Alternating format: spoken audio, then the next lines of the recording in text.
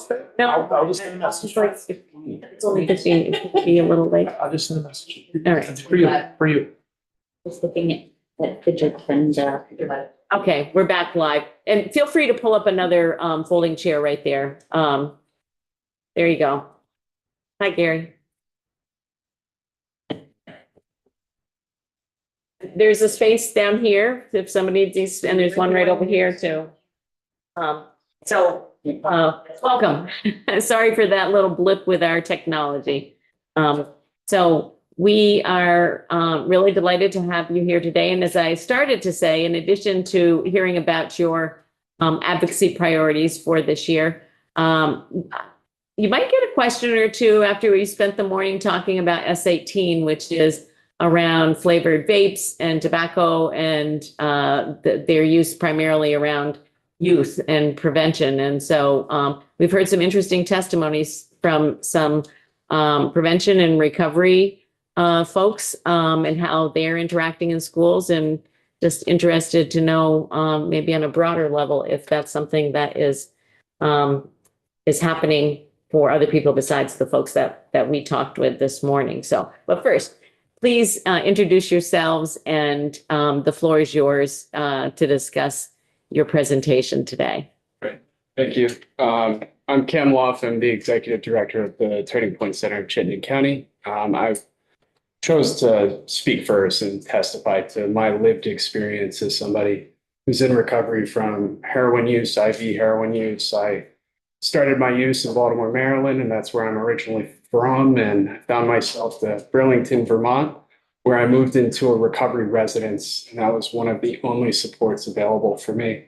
And I'm testifying in support of the legislative request for additional base funding for recovery residences, and also support for the opioid settlement recommendation for scholarships, in hopes that this would increase access to the same opportunity, the same experience that I had, where I was 19 years old and I did not have family support.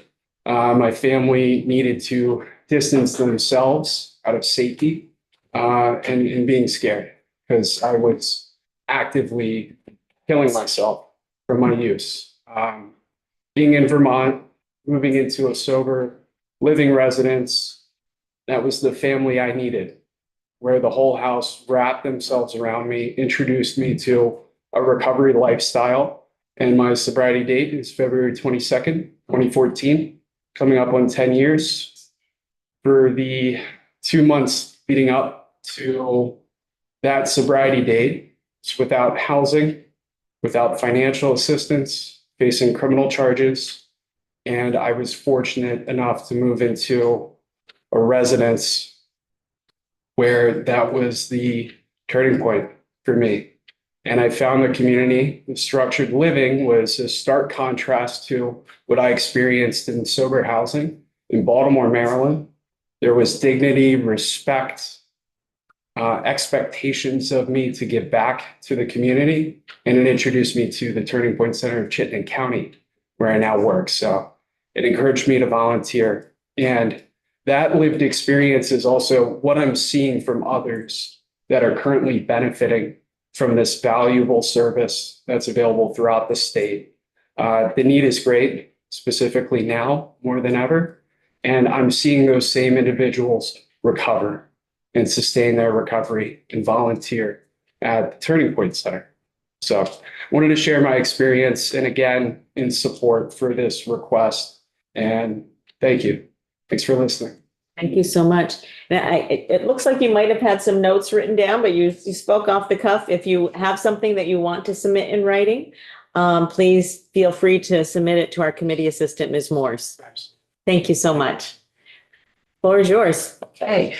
Thank you for having me here. I'm Tracy Hauk. I'm the director of the Turning Point Center of Rutland, and I'm here to request $1.5 million to expand the recovery coaching in the correctional facility. I have been director of the Turning Point Center of Rutland since 2015, and we launched this program in 2016, doing recovery support groups in the correctional facility, Marble Valley. and then morphing into doing one-to-one recovery coaching for the inmates there. It has had a profound impact on the inmates, on the individuals. And the beauty of it is, excuse me, my mouth is dry, sorry. Sorry. The beauty of it is being able to provide connection for them while they're incarcerated to people that they can follow through with when upon their release. They're going to see the same people, they're going to follow through. We've had very good success. We actually just had one individual that got released. He started coaching with us 5 years ago while he was incarcerated, got out during COVID, stayed connected. He just got 5 years of continuous recovery. He still comes to our center and gets coaching. The other recovery centers, DOC would like to launch this statewide and have peer support in this manner in all the facilities. We need the funding. With the funding, then the recovery centers can build that capacity, train their staff, which it takes a higher level of training to go into a correctional facility. And another point to remember is all of the recovery coaches are usually people that have come through their own recovery process, have had their own traumas. So for getting them ready and prepared to go into that setting in a one-to-one meeting with an individual that's incarcerated, you really need to have strong ethics and boundaries. They've got to have a strong support system. They need to have strong supervision. And then also this funding could also help us develop evaluation tools, collect data. We can get better data on how this impacts them. Mm-hmm. And I believe in this program 100%. I've seen it work. And it sometimes, people will engage, and while they're incarcerated, they have an idea of what they're going to do when they get out. But the minute the door opens and they get out, things change. Right? They have different freedoms. What I've seen, though, over the years is people that engaged with us will come to the center if they're in a point of crisis or they're having trouble, because they know that they can trust us. They know that we're not going to judge them based on whatever their crime was, and that we're just going to help get them better. And I fully believe, I'm so happy DOC actually has looked at this program, because I think the reality is it takes people time. It takes them going through experiences to further build their recovery and make their recovery stronger. So even if they don't do perfectly, if they stay connected, they're going to do better over time. Mm-hmm. So thank you. And I would really appreciate if you would recommend to appropriations to fund this. Thank you. Thank you. And I'm presuming that both of your requests are regarding the FY25 budget? Yes. Okay. And I'm going to ask specifically around the corrections one, and whether you've had any conversations with our Corrections and Institutions Committee. Yes, I just testified in front of them at 10. You did, okay. All right. You did my work for me. I was gonna. And I testified in front of them several years ago about this. Okay. All right. Well, one of the things that the rest of my committee may not know, but I've learned because of my summer committee work, is that 2/3 of the people residing in correctional facilities have a substance use disorder. That's a big population. That's a big group of individuals. And while we've come a long way from where we were, it is, the efforts that you're talking about here definitely make a difference for the individuals. And it's we're providing millions of dollars in medication assisted treatment. But that alone will not, be sustaining for people when they're released. So having the emotional and psychological support in a non-judgmental way that you provide, I'm sure is very valuable to people. Questions for our two witnesses today? That's quick. Go ahead. I just wondered about the recidivism rate once they'd gone through the program with you all. Because it sounds like Rutland had a opportunity to try this out. Did you see a big difference in recidivism? I honestly don't. When we started this program, we tried to track recidivism rates, and in the local area in law enforcement, they don't track it. At the correctional facility, they don't. So, I mean, it's beyond our scope to be able to track recidivism. I think, I think in time, if we could expand the data collection and evaluation, we could probably better do that. But, we have had people that have gone back into jail, but I also think about the level of accountability. If this becomes an initiative and something that is standard practice in a correctional facility with a high substance use, people, when people are being sentenced or things like that, asking them, why have you not taken advantage of these services and worked on getting yourself better? And it adds a level of accountability for the individual.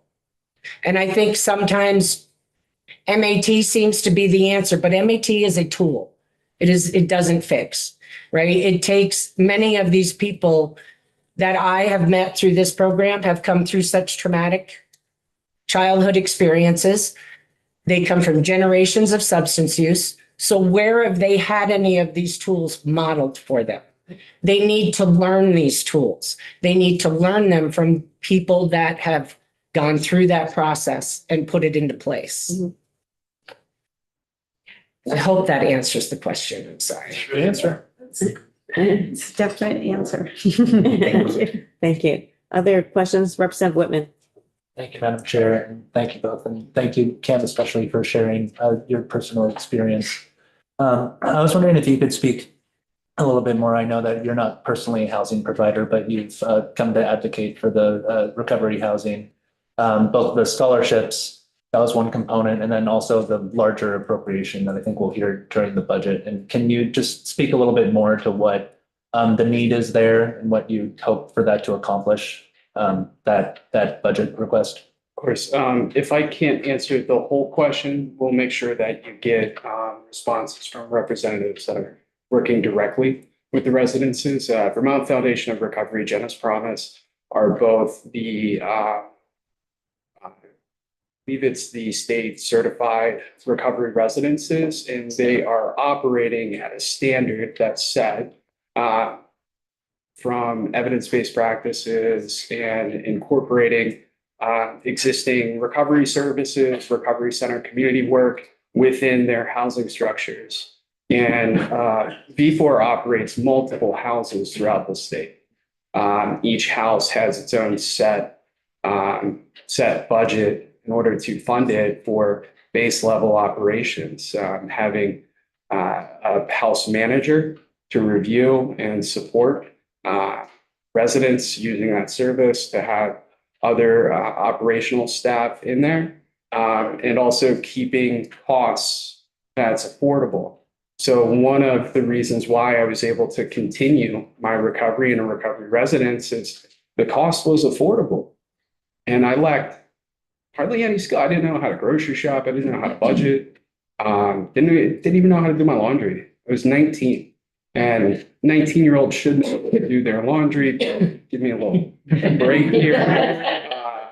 So she was very nice. But it afforded me a chance to learn the basic living skills that a lot of us might take for granted. So the need is there. Absolutely there. And again, if I didn't answer any of those points directly, we'll make sure other members can get you the information.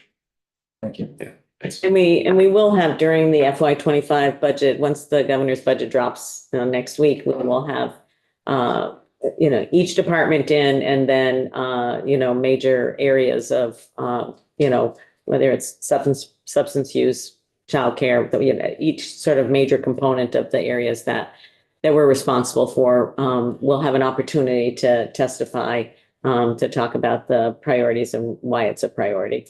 So, as well as we have budget teams for each department. And so, as people probably know, Representative Whitman and Representative Hyman are the budget team for the health department and the substance use and recovery treatment areas. So I'm sure people are well acquainted with them. All right. Are there any other questions for these witnesses?